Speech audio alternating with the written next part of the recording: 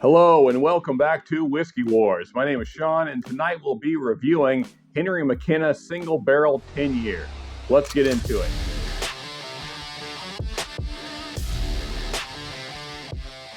So here is our bottle for this evening, Henry McKenna Single Barrel Bottle and Bond 10-year. That's right, all those are proper titles of this actual whiskey here. So it is 10 years old, it is a single barrel, it is bottle and bond, it is Kentucky straight bourbon whiskey. And just for those bourbon nerds out there, this is barrel 11041, barreled on 6/21/11. So just slightly over 10 years, possibly. It depends on when this thing was poured, maybe 10 years exactly. But now, of course, because it is a single barrel, that means things tend to vary a little bit. So your experience may differ from mine. Also, though, it is a bottle and bond, so that means it's at least 4 years old, which obviously we know it's 10 years. But it also means that all of this distillate came from one distillation season. So just some fun facts on this. And now there's this little book attached, and I'm obviously not going to read all of it. But I thought this was interesting. At the very back, it says, for this connoisseur's edition of Henry McKenna Single Barrel, it is appropriate to identify it as a bottle and bond, not only for history's sake, but also because it simply tastes extraordinary right at 10 years old and 100 proof. So, I guess, connoisseur's edition. So that makes you feel special, doesn't it? But, so this is a bottle that I have been wanting for a while. I've tried it many, many times at bars and enjoyed it. I can't say that it blew me away, but I've always thought it was a good bourbon. The problem was, though, is that I could never find it at a reasonable price. I would find it at 60, 70, 80, 100 plus sometimes, unfortunately. So finally saw this one this week at $50, and I went ahead and pulled the trigger and bought it. I know that that's probably still a little more than I should have paid, but, I figured, why not? I was happy with the price. Well, I don't like the way that's tearing. My OCD is going to bother me, but, oh well, we're just messing up the label. It's all coming off. All right, let's get this thing open. And now this is an uncorking, as you see. I have not tried this yet. Well, that's anticlimactic. Let's try again, shall we? Nice cork pop. All right. Well, it smells good. I can definitely say that.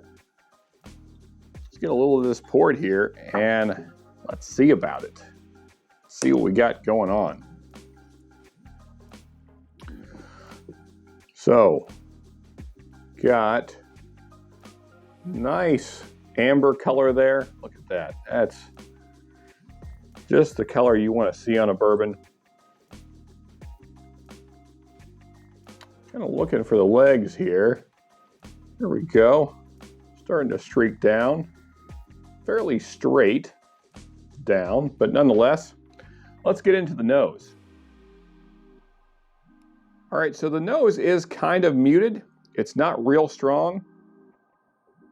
Having to really put my nose really into the glass to get a whole lot. Now, so far, I'm just getting very typical bourbon notes: caramel, brown sugar, vanilla, a little bit of charred oak in there, a slight toasted oak note, hints of pepperiness, maybe a slight sour oak note.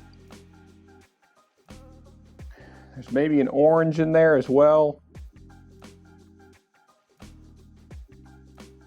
Yeah, but all in all, the nose is very light. Now that could be just because I just opened it, although from my experience, usually the nose is more harsh when you first open a bottle.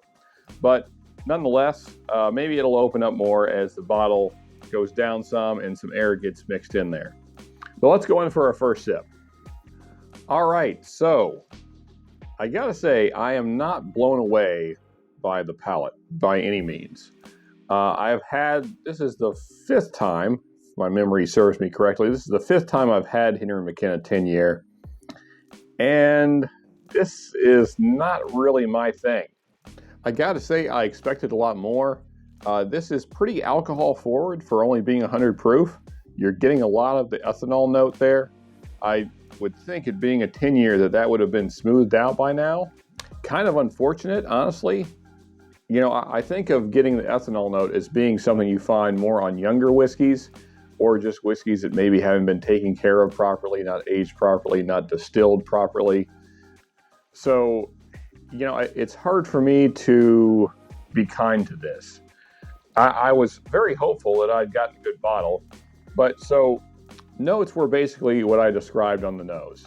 So there's some caramel there for sure. That's probably the most prominent note. There is a little brown sugar in there. You're definitely getting some oak notes. The oak notes that you're getting, though, are a little bit tannic. They're kind of astringent, not super bad, but it is there. You know what? Before we go any further, let's get one more sip here. Maybe my palate just wasn't ready for it. Let's try one more sip here. Yeah, I gotta say it was a lot more of the same, unfortunately. There was kind of a little more cinnamon presence that time around, kind of some cinnamon spice on the mid palate. I got a little more toasted oak note there on the mid palate as well. But then as you get into the finish, at least in this particular bottle, I'm getting a lot of sour oak note. Again, that's something I typically identify as a younger whiskey profile. So I'm kind of disappointed that I'm finding this in a 10-year-old whiskey. You know, on the channel recently, we've reviewed the Knob Creek 9-year, we've reviewed the Eagle Rare 10-year, we've reviewed the Long Branch, which is 8-year-old product, and all those are around the similar proof to this. Now, granted, they're not single barrels, so, you know, maybe that's what's hurting this. It probably is, but this has got it. I mean, it's just kind of disappointing. This is a $50 bottle. All of those are in the $30 price range. And I don't think it's better than any of those, if I'm honest. I think the Knob Creek 9-year is better. I think the Eagle Rare 10-year is better. And Eagle Rare 10-year is not even really my favorite bourbon, but I think I would take it over this. I just don't think it's that great of a product. So maybe air will help this bottle out over time. And, you know, and we'll come back to it. We're going to be doing in the future kind of a single barrel showdown with this, Blanton's, Russell's Reserve Single Barrel, and you know, maybe Kentucky Spirit. And there's a few others around me here, as you guys see, that are kind of in that mid to lower proof category that are also single barrels. So we'll see how it fares then. Maybe in a couple months it'll open up and be better. But with all that said, folks, I gotta say I am disappointed right now. So I have to score it with what I'm tasting right now. And right now, considering this is a $50 bottle, that was my price, I'm gonna have to go with just a 7. It's not really bad. It's just very mild. It's very just kind of basic and normal. There's nothing really exciting about it. It's there. It's bourbon. It's very typical bourbon. There's nothing very interesting. The palate is very mild. The finish goes away fairly quickly, and the finish isn't very nice. It's very a lot of sour oak presence. So yeah, that's where I'm at, a 7. So if you folks are having a different experience, maybe your nosing and tasting notes are more exciting, then please share those down in the comments. You know, it's possible that this is just not a great offering from Henry McKenna Single Barrel. As I said, I have had better experiences from memory, it seems like. But if you did enjoy this review, folks, and it's been helpful, then please hit that like button. And if you want to see more reviews from me, then you can click right here for more reviews. And if you're really enjoying the channel, you can subscribe right here. And until next time, folks, just remember, you can never have too much good whiskey.